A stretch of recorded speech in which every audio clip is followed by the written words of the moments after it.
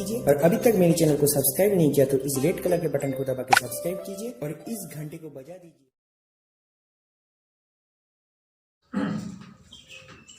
नमस्ते दोस्तों, हमारा टॉपिक चल रहा था राजस्थान के प्रमुख लोक देवता, जिन्होंने हमने कुछ लोक देवताओं का अध्ययन कर लिया था। कुछ लोक देवता बाकी हैं, आज वो हम पढ़कर कंप्लीट कर लेंगे। उसके बाद एक नया टॉपिक लेंगे। आज हम बात करेंगे लोक देवता गोगाजी महाराज। लोक देवता गोगाजी महाराज, जिनका जन्म 1003 ईस्वी में हुआ था। तो कहाँ पे हुआ था? ददरेवा चूरू पे। इनका जन्म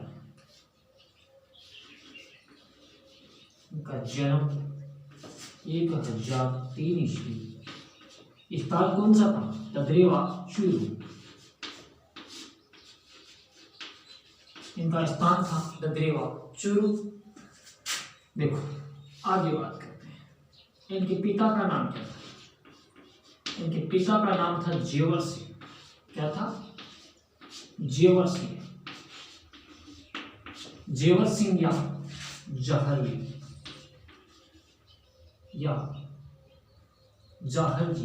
चौहान।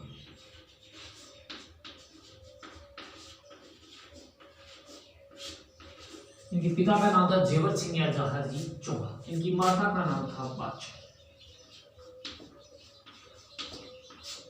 इनकी माता का नाम था बादशाह। ठीक है, देखो इनके पुत्र का नाम था केसरिया नाथ।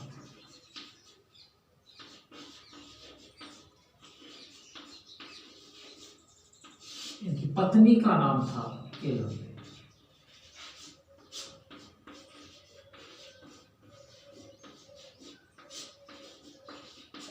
इनकी पत्नी का नाम क्या था? केलम।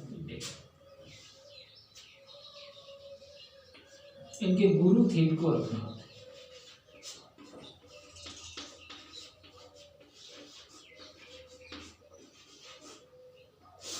इनके गुरु कौन थे? गोरखनाथ। इनके जो मौसेरे भाई थे,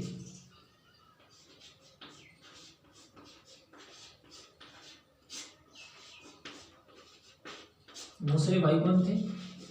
अर्जुन, शल्य। इनकी एक अन्य पत्नी थी जिनका नाम था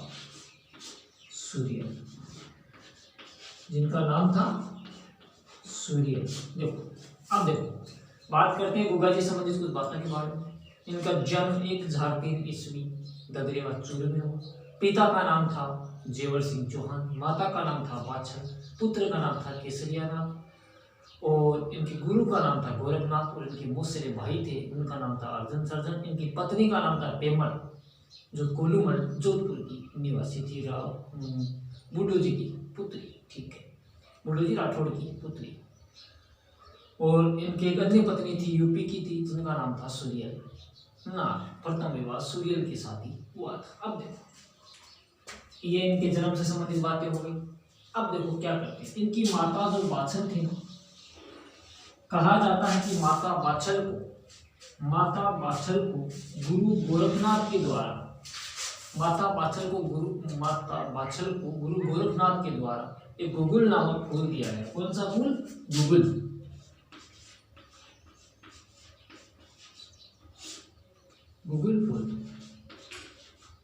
गुगुल नामक फूल दिया गया, जिसको बाछल खाने के बाद ही उत्पत्ति हुई थी गोगाजी उत्पन्न हुई थी। मतलब गुरु गोरखनाथ के आशीर्वाद से गोगाजी का जन्म हुआ। अर्थात माता बाछल को गुगुल फूल देने पर, माता बाछल के द्वारा गुगुल फूल खाए जाने पर गोगाजी की उत्पत्ति हुई। अब देखो गोगाजी का नाम क्यों पड़ा? गोगा, गो से तो गोगा प्लस गासी गाय, गोगा प्लस गाय। गोगा जी का नाम पड़ा गोगा प्लस गाय। अब देखो आगे बात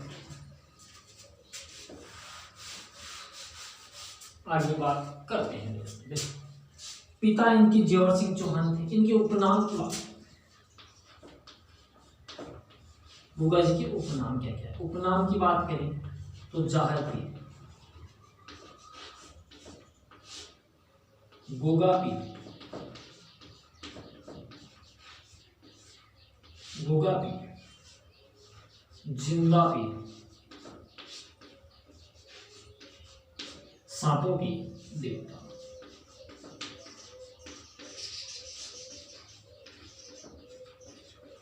और वैसे बात करें तो एक मुख्य होगी गायों की देवता।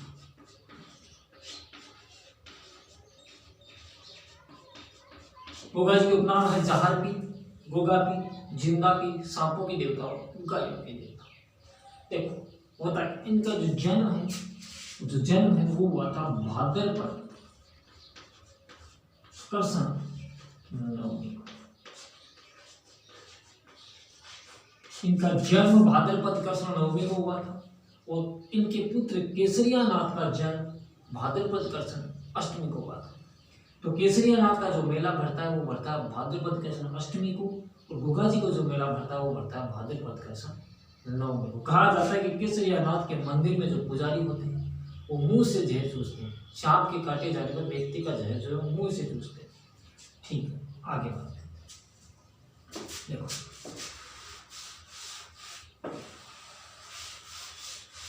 साथ साथ में आप नोट्स बनाए तो लिख लिया करो।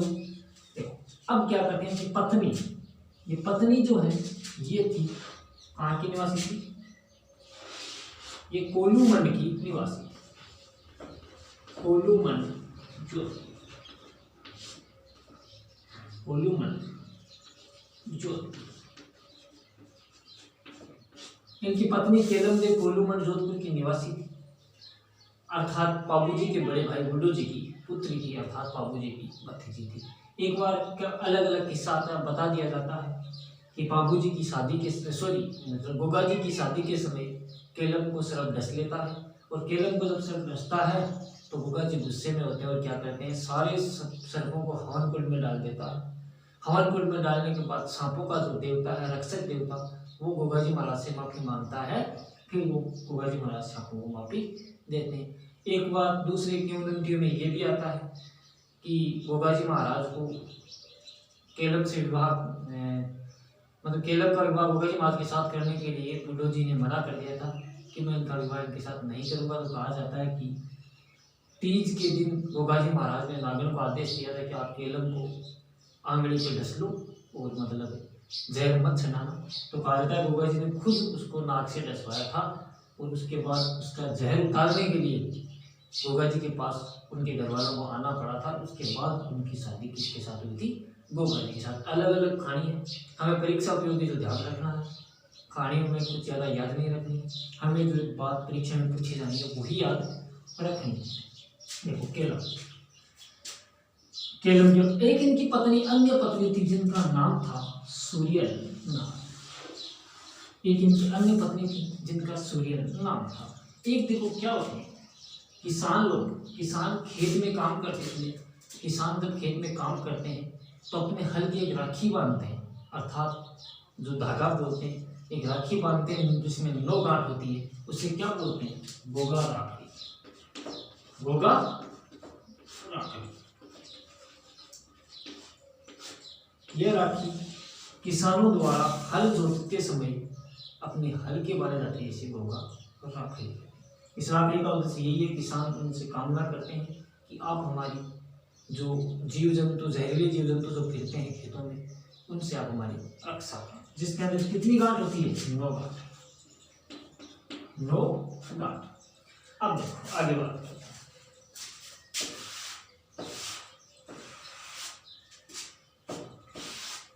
आगे बात करते हैं होता क्या है, इनका जो जागरण है, गोगा जी महाराज का जो जागरण है, इनका जो जागरण है वो डेरू के साथ दिया जाता है। डेरू है, माठ वाद्य यंत्र, 2 वाद्य यंत्र होते हैं, डेरू हाथ से बजाए जाने वाले होते हैं, डेरू और माठ, उनके साथ गोगा जी महाराज का जागरण दिया जाता है भाद्रपद कृष्ण 9। ठीक है, अब आगे बात करते हैं। देखो इनके गुरु जो है ये गोरखनाथ, ये इनके गुरु थे गोरखनाथ, और इन्हीं के आशीर्वाद से गोगा जी महाराज का जन्म हुआ। गुरु गोरखनाथ के आशीर्वाद से गोगा जी महाराज का जन्म हुआ था। अब बात कर लेते हैं मौसेरे भाई अर्जन और सर्जन। अर्जन सर्जन की हम बात करते हैं।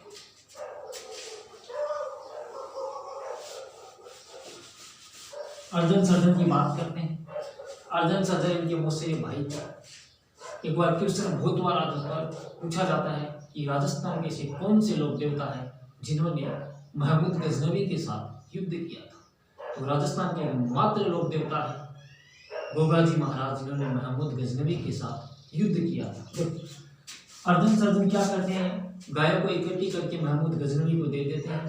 और जब गोगा जी महाराज को पता चलता है कि वो हमारी गाय लेके गए, तो ये क्या करते हैं, यहाँ से रवाना होते हैं अपने 47 पुत्र वह 7 भतीजों के साथ। गोगा जी महाराज क्या करते हैं, जब ये अर्जन सर्जन गायों को इकट्ठी कर महमूद गजनवी को देते हैं, अपने 47 पुत्र और 7 भतीजों के साथ रवाना होते हैं।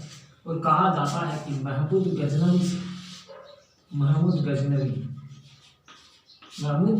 गजनवी प्लस गोगा जी महाराज व प्लस हो गए ये महमूद गजनवी गोगा जी महाराज प्लस 47 पुत्र व 7 भतीजे महमूद गजनवी के साथ युद्ध करते हुए शहीद हो जाते हैं। क्या होते हैं, शहीद हो जाते हैं। जब ये शहीद हो जाते हैं, कहाँ पे होते हैं, लोहर भादरा। और इनका वहीं पे शहीद होने के बाद इनका शीश कट के पड़ जाता है, नहीं सॉरी धड़ कट के वहीं पड़ जाता है, जिसे कहते हैं धुरमेड़ी लोहर। और जहाँ पे शीश पड़ता है उसे कहते हैं शीश मेरी ददरेवा।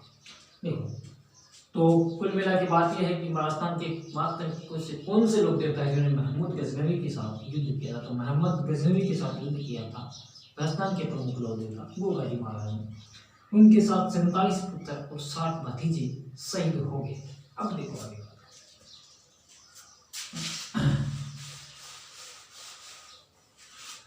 कहा जाता है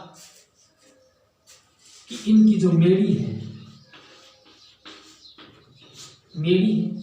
वो मस्जिद नुमा है। इनकी मेड़ी मस्जिद नुमा होती है। कहा जाता है कि इनकी मेड़ी का निर्माण करवाया था फिरोज शाह तुगलक ने। इनकी मेड़ी का निर्माण कराया था फिरोज तुगलक ने। और जो आधुनिक निर्माण है वो करवाया था बीकानेर शासक गंगा सिंह।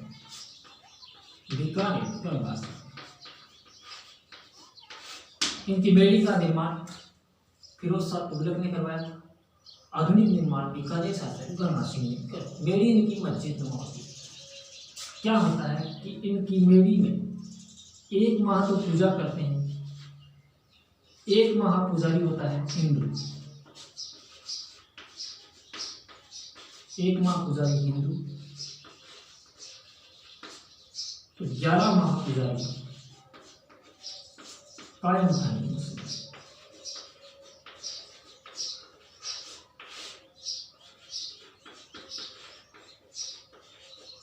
इनकी मेड़ी के अंदर 1 माह पूजा करता है हिंदू पुजारी और 11 माह पूजा करते हैं कायम खानी मुस्लिम। ध्यान रखना, महमूद गजनवी ने गोगा जी को जिंदा पीर की उपाधि दी। किसकी उपाधि दी थी? जिंदा पीर। जाहिर पीर या जिंदा पीर की उपाधि गोगा जी महाराज को महमूद गजनवी के द्वारा दी गई। इनकी मेरी मस्जिद नुमा होती। इनका मेला जो भरता है, मेले की बात है, मेला बता भाद्रपद कृष्ण 9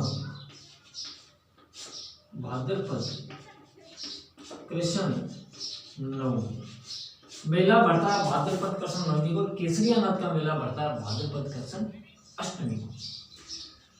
आगे हमने बात करनी है कि मेरी मस्जिद नुमा होती है।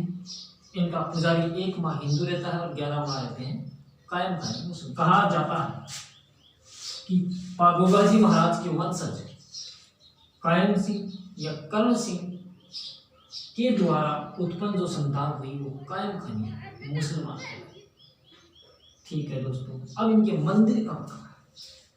गोगा जी महाराज के मंदिर कहाँ है?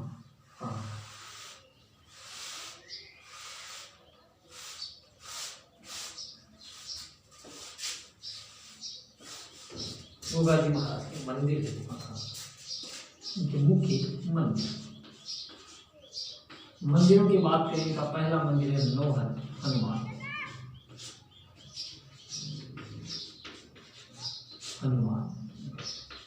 जिसे बोलते हैं धुरमेड़ी। नौहर हनुमानगढ़ में का मुख्य मंदिर, जिन्हें बोलते हैं धुरमेड़ी। कहा जाता है कि महमूद गजनवी से युद्ध करते हुए यहाँ इनका धड़ गिरा था। महमूद गजनवी से युद्ध करते हुए यहाँ इनका धड़ गिरा था और वही स्थान पर धुरमेड़ी है नौहर बाद में। एक है सिरसमेड़ी। ये दोस्तों सिरसमेड़ी जो है ये है ददरेवार चूरू। सिरसमेड़ी है वो ददरेवार चूरू। एक इनकी ओल्डी है गोगा जी ओल्डी।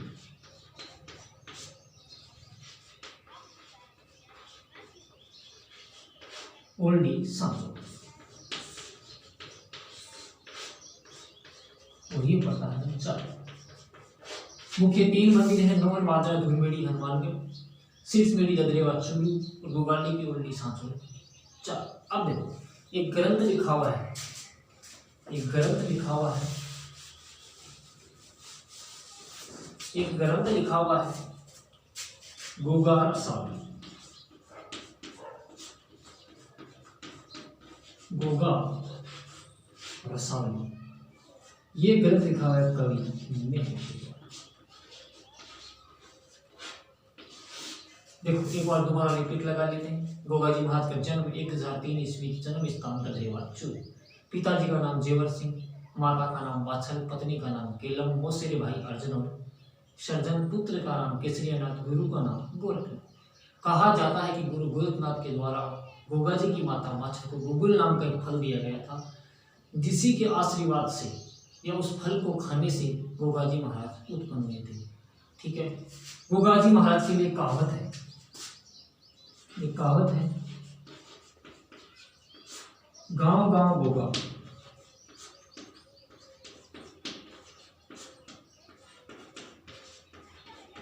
गांव गांव गोगा,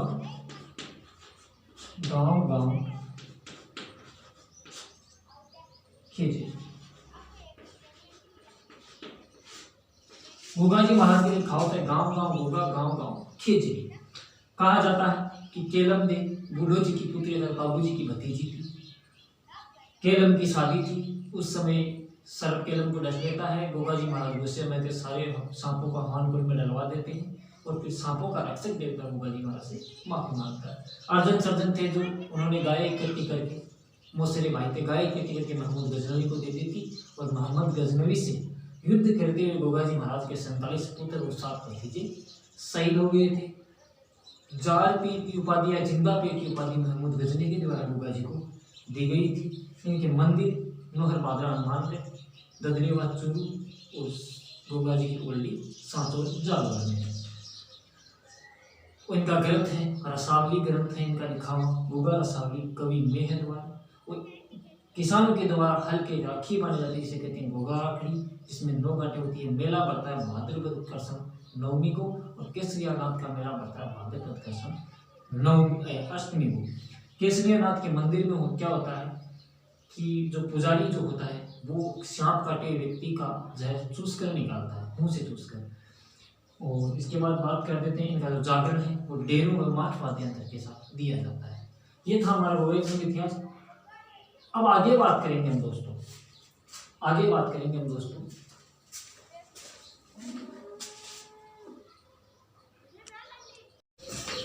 अब देखो बात करते हैं लोक देवता। अब बात करते हैं लोक देवता मलिनाथ जी।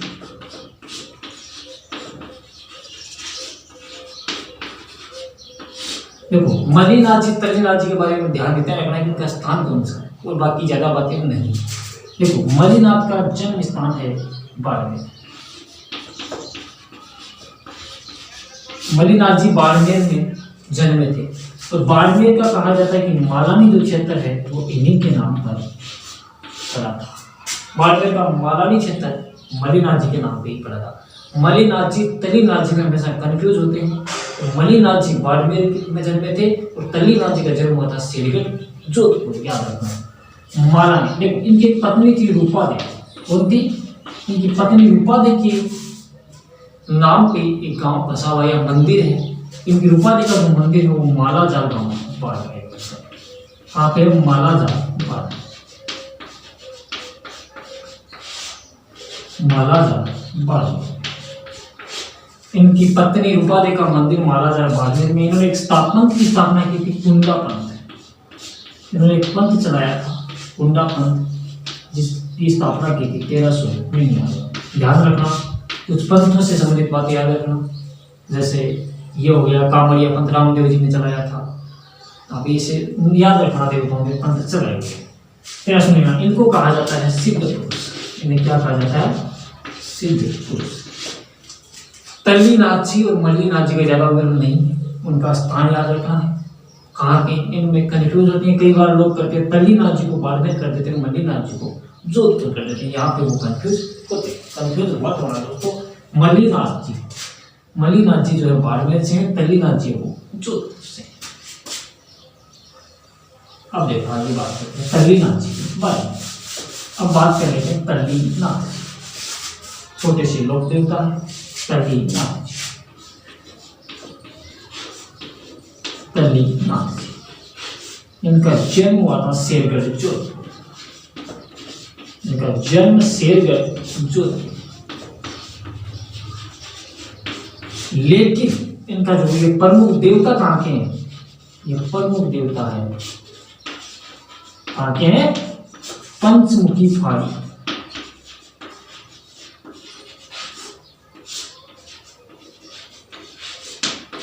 पंचमुखी पहाड़ी, पांचों का जल।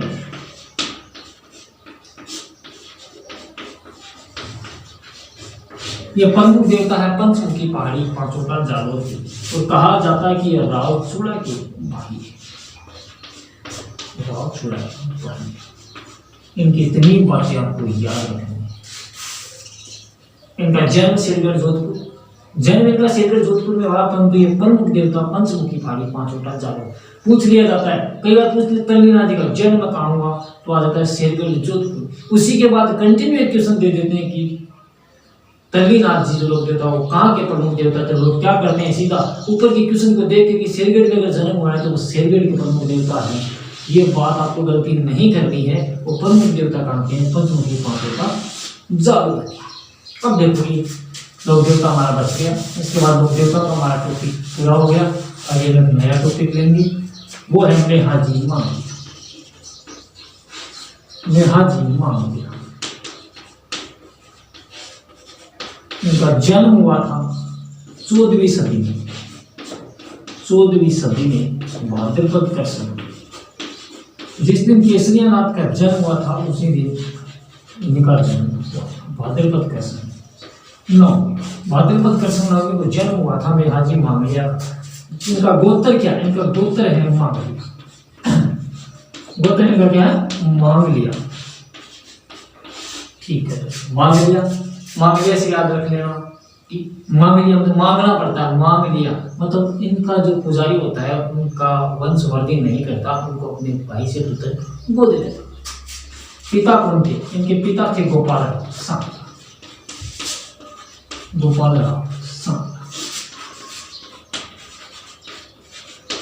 ठीक है। इनका घोड़ा कहाँ है? घोड़ा कौन सा है? घोड़ा है किरण काबरा।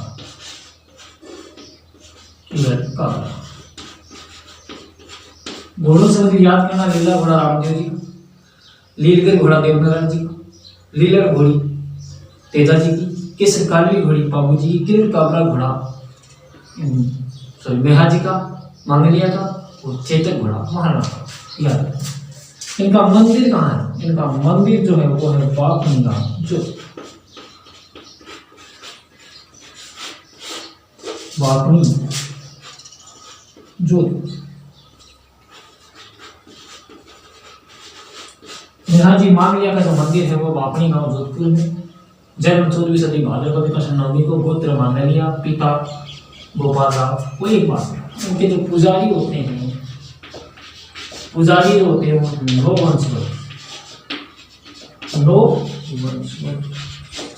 कभी कभी इंग्लिश यूज में लेंगे इसमें क्या पुजारी, इनके जो पुजारी होते हैं वो वंशवर्धन नहीं करते, मतलब यह बात कर लो कि संतान मतलब नहीं होती। ये क्या करते हैं, अपने भाई से पुत्र को क्या लेते हैं, गोद लेते हैं, अपने भाई से पुत्र को। ये हमारा था लोक देवता समय टॉपिक आज कंप्लीट हुआ। आगे हम बात करेंगे पहले नए टॉपिक के साथ। धन्यवाद दोस्तों, बने रहिएगा हमारी क्लास के साथ और आगे से ज़्यादा इस क्लास को शेयर करिएगा और आपका प्रेम हमारे प्रति बना रही, ये हमारी कामना है। धन्यवाद दोस्तों, फिर मिलते हैं एक नई क्लास के साथ।